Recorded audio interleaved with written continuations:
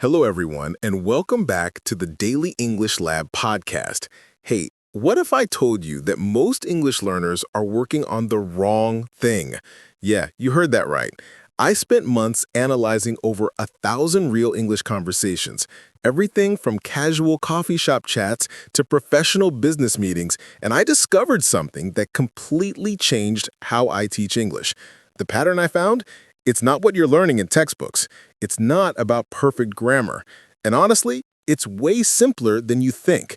In this video, I'm revealing exactly what native speakers are actually doing when they talk, the invisible pattern that separates fluent speakers from learners who sound robotic.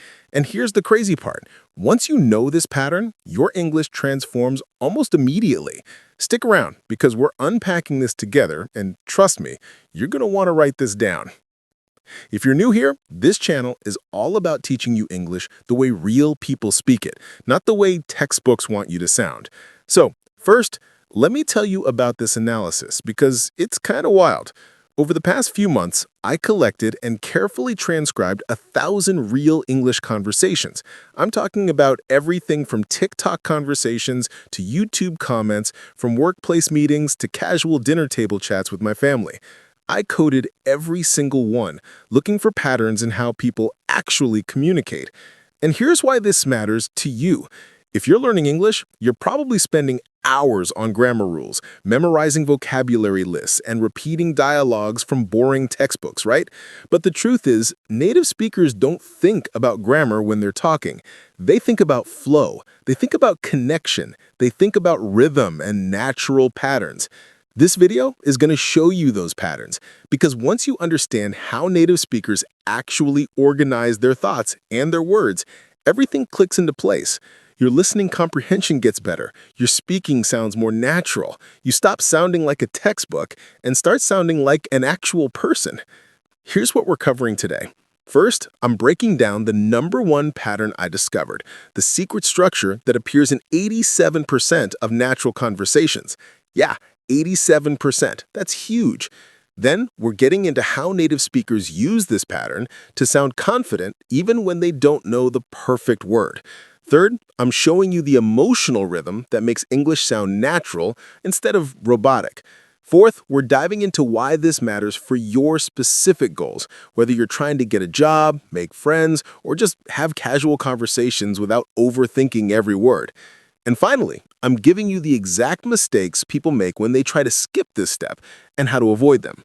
Now, this video is about 25 minutes, so grab a coffee, get comfortable, and most importantly, I want you to be part of this learning.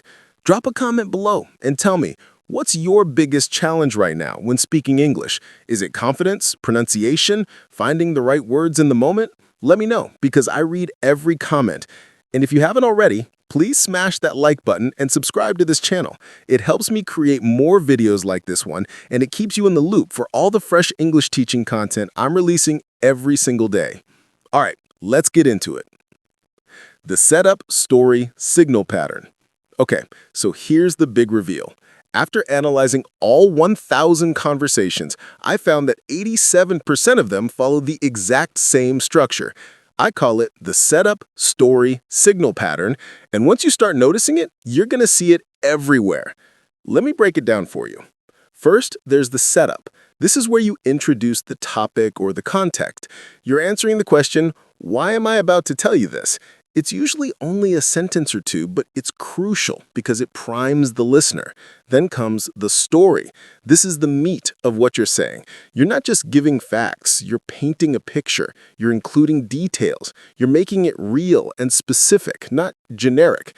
And finally, there's the signal. This is a small moment where you tell the listener what this means, why it matters, or what you want them to understand. It's like you're connecting the dots for them. Let me give you a real example. I recorded my friend Marcus talking about why he switched jobs. So, you know how I was always stressed about that old job? Well, last Tuesday, I was sitting in this meeting, and my boss literally told me in front of the whole team that I was making minor mistakes. But here's the thing. I was working 60-hour weeks. I was coming in on weekends. I was even checking emails at midnight, and he's talking about minor mistakes. That's when I realized it didn't matter how hard I worked, it was never going to be enough. So I found a new job. Do you see it? Setup, story with details and emotions, signal. It's smooth, it's natural, it's compelling. Pause, 2 seconds. Now, here's why this matters. When you use this pattern, 3 things happen. Number 1, people actually listen to you because you're giving them context first. Number 2, your message lands better because you're not just dumping information on them. And number 3, you sound confident, like you know where you're going with your point. Common mistakes? Oh, there are so many. Most learners do the opposite. They jump straight to the story without setting it up, so the listener is confused. Or they do the setup and the story but forget the signal, so the listener doesn't know why they should care. Or, and this one's funny, they make the story too detailed. They get lost in the details and forget what they were originally trying to say. I had a student named Sophia who would do this constantly. She'd say, "So I went to the store yesterday and I saw this dress and it was blue, actually more like navy, and it had these buttons, gold buttons, I think they were gold. And 10 minutes later, we still didn't know why she was telling me about this dress." So here is the memory trick. Sus. Set up, update the story, signal. Easy, right? Actually, I just made that up. It's not update, it's just story. But the mnemonic stuck in my head, so maybe it'll stick in yours too. Here are 2 more examples, so you really see the pattern. Example 2. College friend talking about his weekend. Setup. Dude, something so random happened on Saturday? Story. I'm at the grocery store, right? And I run into my high school chemistry teacher. We haven't seen each other in like 8 years. We start talking, and he tells me he's a chef now. He left teaching to become a chef. We end up grabbing coffee and just talking for like 2 hours. Signal. It was crazy seeing where life takes people, you know? Like, totally different path than I expected. Example 3. Coworker explaining a project delay. So, the reason the project is late is actually pretty interesting. The client sent us the requirements last week, but they were in 3 different documents, and 2 of them contradicted each other. We didn't catch it for 2 days because we were assuming one was outdated, but turns out they literally just didn't talk to each other in their department. So yeah, it's not that we were slow, it was actually a communication breakdown on their end, which is kind of important to know because it means next time we need to ask for clarification up front. See how natural these sound? See how they flow? That's the setup story signal pattern at work. Now, here's your practice moment. I want you to pause this video and try it yourself. Think about something that happened to you recently, something interesting or surprising. Now structure it using setup, story, signal. Talk out loud. You don't have to be perfect. Just practice the structure. Really do it. Don't just watch this video passively. Interactive question. In the comments below, tell me, what's a recent moment from your life that you could tell using this pattern? I'm genuinely curious about your stories. And here's the amazing thing about this pattern. Once you start using it, people pay more attention to what you're saying. Your conversations become smoother. You stop rambling. You sound organized, even if English isn't your first language. Up next, we're diving into how native speakers use this pattern to sound confident when they don't actually know what they're talking about. Spoiler alert, it's not about using fancy words. Using filler words and confidence markers like a native speaker. Okay, quick story. I once had a student named Ahmed who was trying so hard to sound perfect. Every time he didn't know a word, he'd go quiet. He'd think. He'd try to search his brain for the exact perfect vocabulary. And it made him sound hesitant and uncomfortable. Then I taught him something that changed everything. Native speakers don't sound confident because they never get stuck. They sound confident because they know exactly what to do when they get stuck. And that's where confidence markers come in. These are strategic little words and phrases that native speakers use to keep the conversation flowing while they're thinking. They're like verbal bridges. And here's the weird part. They're not actually empty.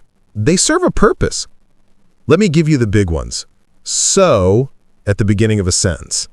This creates a connection between ideas. So I realized that this makes you sound thoughtful. Like, in the middle of sentences. It was like the craziest thing I've ever seen. This makes you sound natural and conversational. You know, at the end, this checks in with your listener. It was really frustrating, you know? This shows you're aware they're listening. I mean, for clarification.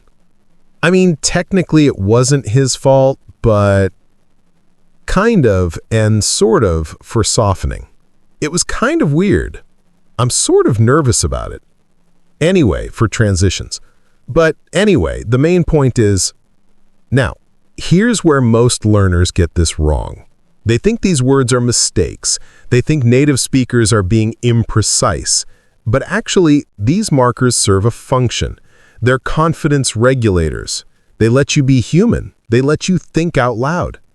When you say, I think like this is one of the best approaches we could take, that like isn't a filler. It's a marker that says, I'm giving you my perspective and I'm aware it might be debatable. It's actually more precise than it seems.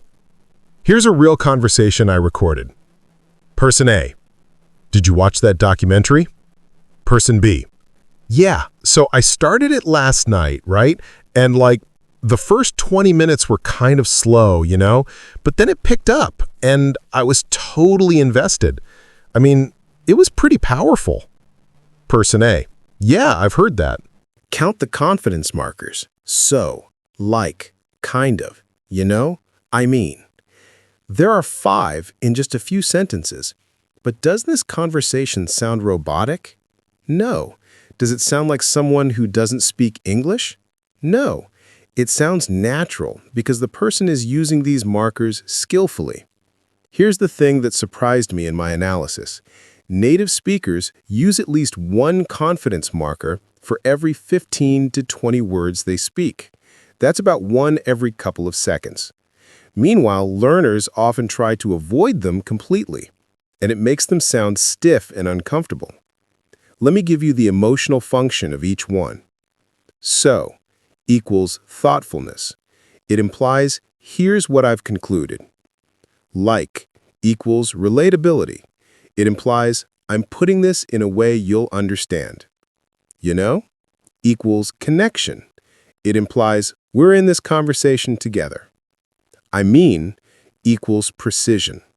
It implies, let me clarify what I actually mean. Kind of, sort of, equals humility. It implies, this is my take, but I'm open to other perspectives. Anyway, equals efficiency. It implies, moving forward because we both get it. Common mistakes? Here are the big 3. Mistake number 1, using too many markers. There is such a thing as overdoing it. If every other word is a filler, it becomes distracting. The balance is maybe 1 per sentence or 2 per longer sentence. Mistake number 2, using markers at the wrong moments. Don't use anyway when you're introducing a major new point. Don't use kind of when you're stating something certain. Match the marker to what you're trying to communicate. Mistake number 3, this one kills me. Learners use markers, but then they apologize for them. They'll say, I mean, sorry, like, I'm not being clear. No, don't apologize. Own the marker. Confidence is about moving forward, not second-guessing yourself. Here's a mini story. I was coaching someone for a job interview, and I told her to use these confidence markers. She was terrified. She said, but won't they think I'm not smart? And I said, watch this. Then I did 2 versions of her answer. Version 1, no markers.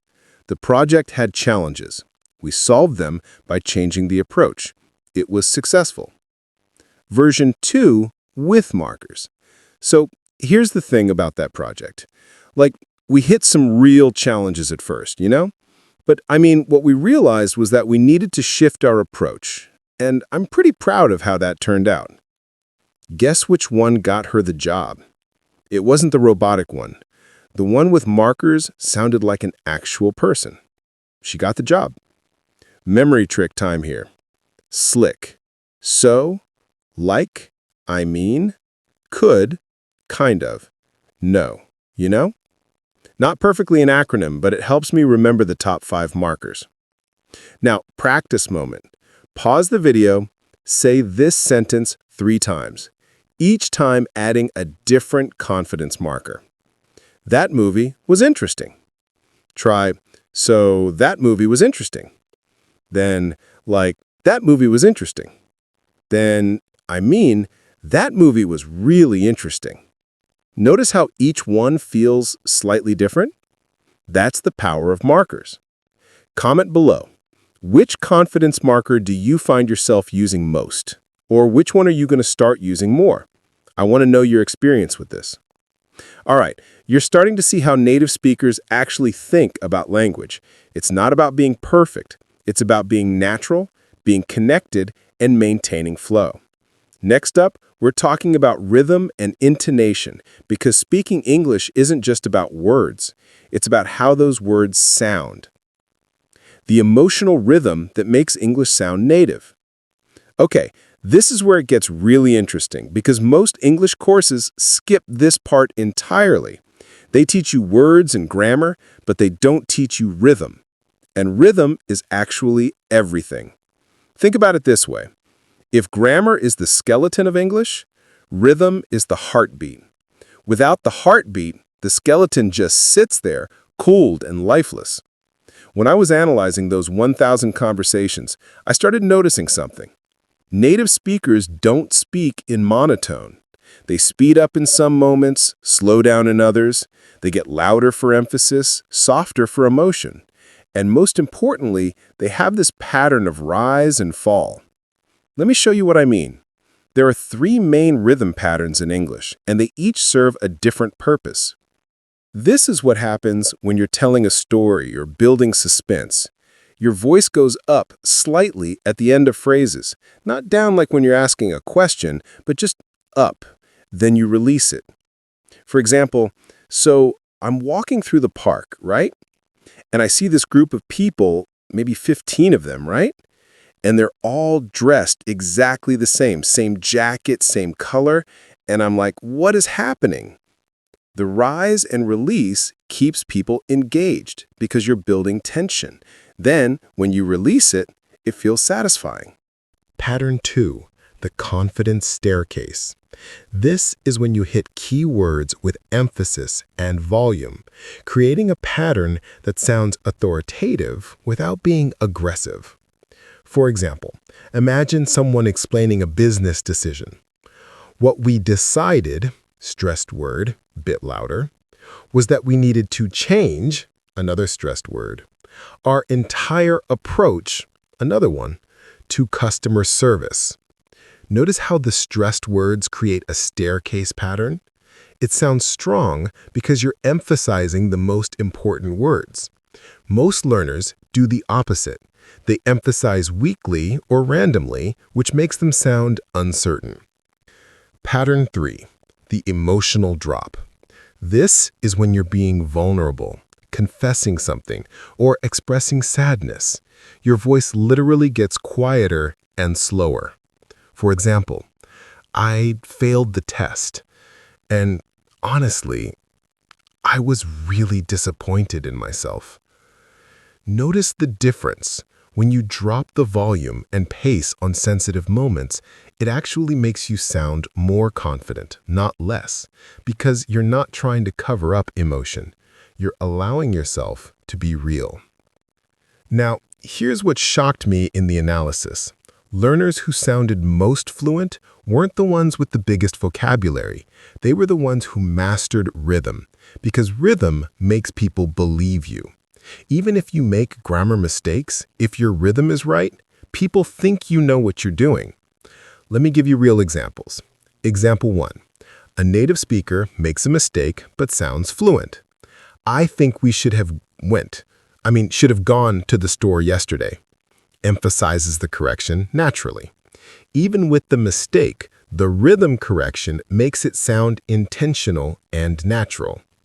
Example 2. A non-native speaker with perfect grammar but wrong rhythm. I am having the belief that we should to go the store yesterday. Says this in monotone, emphasizing wrong words. Even though the speaker is trying, it doesn't sound right because the rhythm is off. Here's a mini story about this.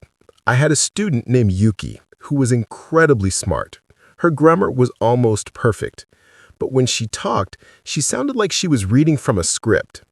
So I made her do something crazy. I made her tell the same story while dancing. Yeah, literally dancing. Not full dancing, just moving. And you know what? Her rhythm immediately improved. Because when your body is engaged, your voice naturally becomes more rhythmic. Her intonation got better. She started emphasizing the right words. She sounded like an actual person instead of a textbook. Give it a try if you want. I'm not joking. Common mistakes with rhythm. There are 3 main ones. Mistake 1. The monotone. You speak everything at the same volume and speed. This is what happens when learners are thinking too hard about grammar. They go into robot mode. Solution? Slow down. Let yourself make mistakes. Your rhythm matters more than your grammar. Mistake 2.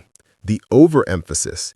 You emphasize every single word, or you emphasize random words with no logic. I went to the store and bought some milk. Stop. This sounds crazy. Solution? Emphasize the words that carry meaning, usually nouns and verbs, not prepositions and articles. Mistake 3. The speeding demon. Native speakers speak faster than learners, right? So learners try to speak really fast to sound native. But they do it without proper rhythm. They just speed up everything. It becomes a wall of sound that's hard to understand. Solution? Don't match speed, match rhythm first. Then gradually match speed. Rhythm before rate. Memory trick? REM. Rhythm, emphasis, modulation.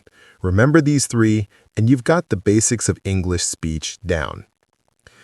Now, here's your practice moment. I want you to pause this video and do this. Pick a sentence, any sentence. Say it 3 ways. First way, boring, monotone, all the same speed and volume. Second way, with rising intonation, like you're telling a story. Third way, with the emotional drop, like you're being vulnerable. Really do it. Say it out loud. Feel the difference. Then, here's what I want in the comments. Tell me which rhythm pattern you struggle with most. Is it the rise and release, the confident staircase, or the emotional drop? Because different people have different challenges with this, and I'd love to know what clicks for you. And here's the beautiful thing about mastering rhythm. You don't have to be perfect anymore. You can make mistakes and people will still understand you and feel connected to you. Because rhythm creates trust. Rhythm makes you sound human.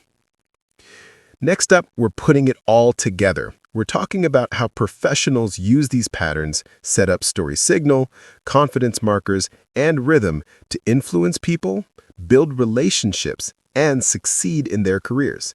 Because this isn't just about casual chat. This is career-level English. Using these patterns for real-world success. All right, so here's where this gets practical.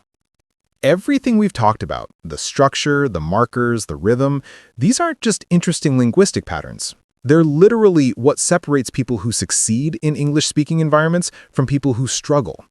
And I know this because I analyzed how these patterns showed up in different contexts. I didn't just look at casual conversations.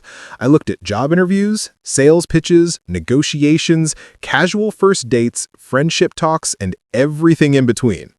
And the pattern was consistent. The people who were effective in these situations weren't necessarily the smartest or the most educated. They were the ones who knew how to structure their communication, use natural markers, and control the emotional temperature of the conversation. show on screen, real-world impact. Let me break this down into 4 specific situations. Situation 1, the job interview. In a job interview, you're nervous, right? And when you're nervous, you lose rhythm. You either speed up or freeze.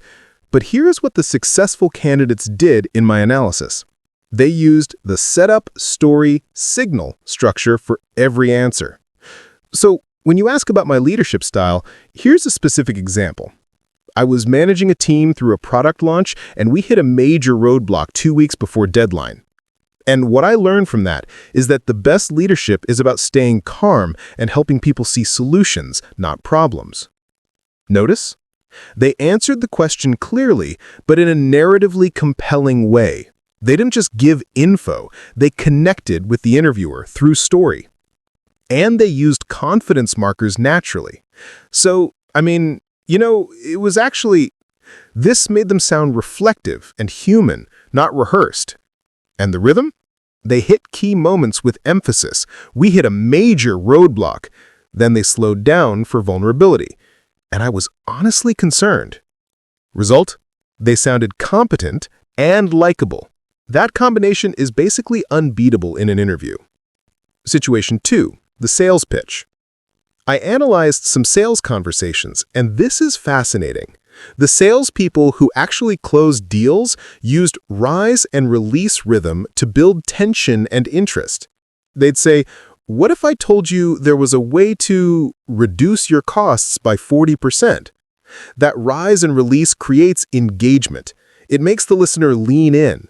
And they paired that with confidence markers like, which softens the sales pitch enough that it doesn't feel aggressive. And they used the setup story signal structure. They didn't just jump to the pitch. They set up why they were talking to the person specifically, told a quick story about how someone benefited, then signaled what it could mean for them. It's less pushy sales, more genuine recommendation from someone who gets it. Situation 3, making new friends. This one was interesting. I actually analyzed some recorded chats from language exchange partners in social meetups. The people who made genuine connections, they used the rise and release rhythm when telling stories, so they sounded excited and engaging. They used confidence markers like and which communicated, I'm relatable, I'm not pretentious. And they used the setup story signal, but longer. They didn't rush through. They let the story breathe. And here's the secret. They used the emotional drop rhythm at strategic moments, which built intimacy. When they shared something vulnerable, they dropped their voice slightly, and suddenly the other person felt trusted and trusted them back. It's literally how you build friendship, through rhythm. Situation 4, professional relationships. I looked at recorded meetings and presentations from real companies. The leaders who commanded respect, not through being aggressive, but through being effective, used the confidence staircase rhythm. They hit important words with emphasis and volume, creating a natural hierarchy of information. They used markers like, and here's the thing, which made them sound thoughtful instead of dictatorial. And they use setup story signal, but they also used it multiple times in a presentation. Instead of one long setup story signal, they built multiple ones, layering them, each layer adding to the argument. Result, they sounded authoritative without being arrogant, knowledgeable without being condescending. Here's what blew my mind. I noticed that in every single context, from job interviews to first dates to business presentations, the same patterns worked. It's like there's an underlying grammar to successful human connection in English, and if you know it, you can adapt it to any situation. And here's the beautiful part. This isn't manipulation. This isn't being fake. This is actually just being human, because this is how humans naturally communicate. You're not learning tricks. You're learning what your brain already wants to do. Mini story. I have a student named Marco, who's an engineer. He was great at his job, but struggling in meetings. He'd give correct information in a monotone. Then I taught him these patterns. 3 months later, he got promoted to team lead. The promotion decision, according to his boss, came down to Marco suddenly sounds like a leader. He didn't change his job. He didn't change his competence. He just changed his communication patterns. That's the power of what we're talking about here. Common mistakes in professional settings. Mistake 1, forgetting the story. In formal settings, people sometimes think they should just give information. But information without narrative is forgettable. Even in a board meeting, setup story signal works. Here's the challenge, setup. Here's what happened when we tested solution X, story. Here's what I recommend we do, signal. Mistake 2, killing the markers. Some learners think professional English means no markers. Wrong. Professional speech is full of markers. They're just used strategically. I mean, here's the thing. So what we're seeing is, these make you sound thoughtful. Mistake 3, wrong rhythm for the context. You wouldn't use the emotional drop rhythm for a serious budget presentation, but you might use it in a one-on-one conversation with a struggling team member. Know your context, adjust your rhythm. Memory trick, SSR. Set up story signal, then add rhythm, then add markers. That's your formula for professional success. Interactive moment. Comment below, where do you most need to use English successfully? Is it in a professional setting, social, dating, family? Because depending on your answer, some of these patterns matter more than others for your specific life. I'm genuinely curious about what motivates you. All right, we've covered a lot. Now let's talk about the mistakes that sabotage even when you understand the theory, because knowing something and doing it are different things. The most common mistakes and how to actually fix them. Okay, we've covered the patterns. Now let's talk about what actually stops people from using them. Because understanding something intellectually is one thing. Using it in real conversation is different. And there are 3 mistakes that keep tripping people up. Mistake number 1, analysis paralysis. This is when you're so focused on getting the structure right that you freeze up. You're thinking, wait, am I doing the setup? Did I include the signal? Is my rhythm correct? And by then, the conversation has moved on. Here's the truth. When you're learning, your communication will be slower. It will be more deliberate, and that's okay. It's not a failure. It's just how learning works. The fix? Give yourself permission to be imperfect. The goal isn't perfection. The goal is connection. If you're 70% accurate with setup story signal and your rhythm is good, you will sound better than someone who's 95% accurate with perfect grammar but speaks in monotone. And here's something that helped my students. Practice separately before integrating. Practice structure separately. Practice rhythm separately. Then combine them. You don't learn to ride a bike by thinking about pedaling and balancing and steering simultaneously. You learn each part, then you integrate. Mistake number 2, forgetting your audience. Some learners memorize these patterns and then use them the exact same way in every context. Same rhythm, same markers, same story length. But that's not how humans work. If you're talking to a close friend, your rhythm is different than if you're talking to a CEO. Your markers are different. Your story length is different. When I recorded those 1,000 conversations, I noticed that native speakers code switch. They adjust these patterns based on their audience, their mood, their relationship. The fix? Stay aware of your audience. Fast-paced setup story signal for a coworker in the hallway. Longer, more elaborate story for a friend. Formal confidence staircase rhythm for a presentation. Emotional drop rhythm for intimate moments. Mistake number 3, not actually practicing out loud. This is the biggest one. People watch videos like this, think, oh yeah, that makes sense, and then they never actually say any of this stuff. But here's the thing. These patterns have to become muscle memory. Your mouth has to learn to do this. When you say things out loud, your brain encodes them differently. Your nervous system gets involved. Your emotional system gets involved. It's not just intellectual knowledge anymore. The fix? Simple. Do the practice moments. And don't just do them once. Practice the same sentence multiple ways for a week. Practice telling the same story with different rhythms. Practice using different confidence markers. I had a student who practiced for 5 minutes a day for 3 weeks. Just 5 minutes. And it transformed her speaking. But she had to actually do it. Here's what I want you to take from this section. Understanding the patterns intellectually is like reading a recipe. Useful, but you're not going to taste the food. Actually using the patterns, Practicing them, making them part of how you communicate, that's eating the food. So commit to this. Not just watching, doing. All right, we've covered a lot in this video. Let me recap the 5 core things you need to remember because these are the game changers. Takeaway number 1, the setup story signal structure. Native speakers aren't just throwing information at you randomly. They're using a clear structure. They set up the context, they tell a specific story with details, and they signal what it means. When you use this structure, you sound organized, compelling, and natural. 87% of natural conversations follow this pattern. So if you learn nothing else from this video, learn this structure. Use it in your next conversation. Takeaway number 2. Confidence markers are your friends. Words like so, like, I mean, you know, kind of, and anyway aren't mistakes. They're how native speakers maintain flow and connection while they're thinking. Using them makes you sound more confident, not less.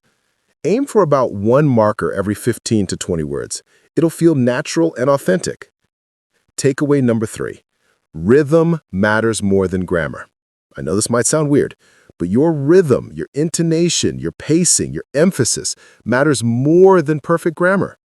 The rise and release rhythm for storytelling, the confident staircase rhythm for authority, the emotional drop for vulnerability.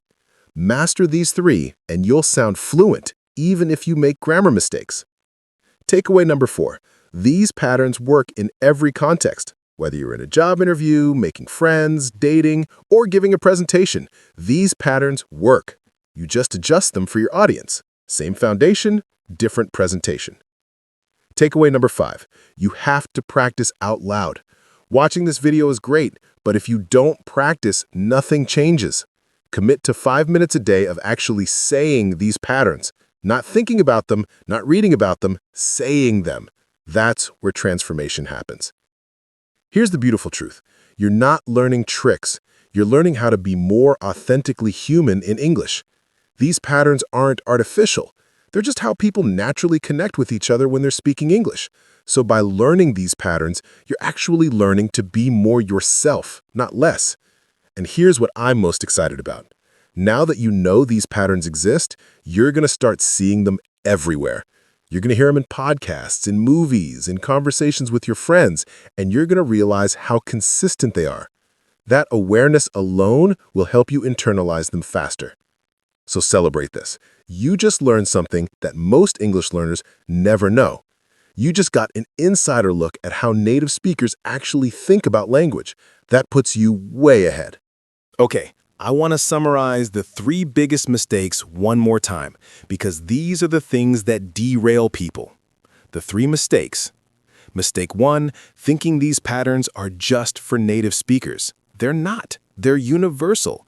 You can use them starting today. You don't have to reach some magical fluency level first. In fact, using these patterns will help you reach that level faster. Mistake 2, believing that perfect grammar is the priority. It's not. Communication is the priority. These patterns help you communicate better. If your grammar is perfect but your rhythm is robotic, you fail at communication. If your grammar is 70% correct, but your structure and rhythm are solid, you succeed. And mistake 3, trying to use all of this simultaneously and getting overwhelmed. Don't. Start with structure. Master the setup story signal pattern first, then add markers, then work on rhythm. Layer it. Don't try to be perfect at everything at once.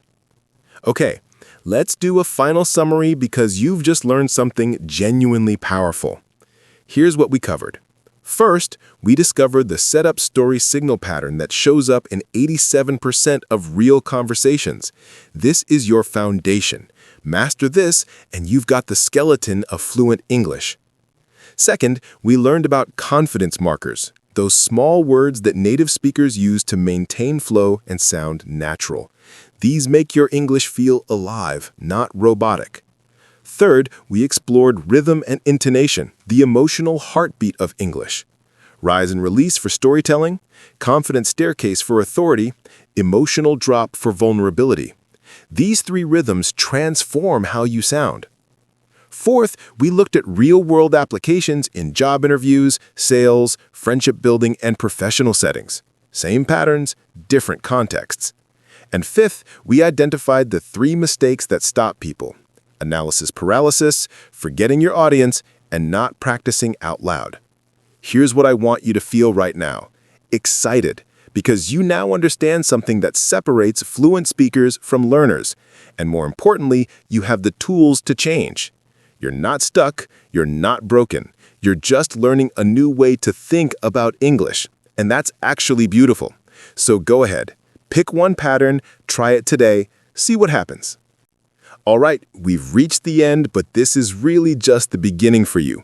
You now know what I discovered after analyzing 1,000 conversations. You know the patterns that native speakers use, you know the mistakes to avoid, and most importantly, you know that fluent English isn't some magical thing that only certain people can have. It's learnable, it's systematic, it's within your reach.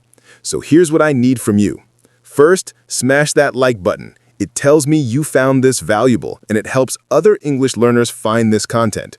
Second, subscribe to this channel if you haven't already, because I'm releasing videos every week that break down English communication in practical, real-world ways. And third, drop a comment below. Tell me, which pattern are you going to start using first? Set up story signal, confidence markers, rhythm? I read every comment, and I genuinely want to know what resonates with you. Next week, we're diving deep into one specific confidence marker, like, and why native speakers use it so much. It's going to blow your mind. But until then, go out there, have conversations, use these patterns, sound more like yourself. And remember, English fluency isn't about being perfect. It's about being connected. You've got this. I'm rooting for you. See you next week.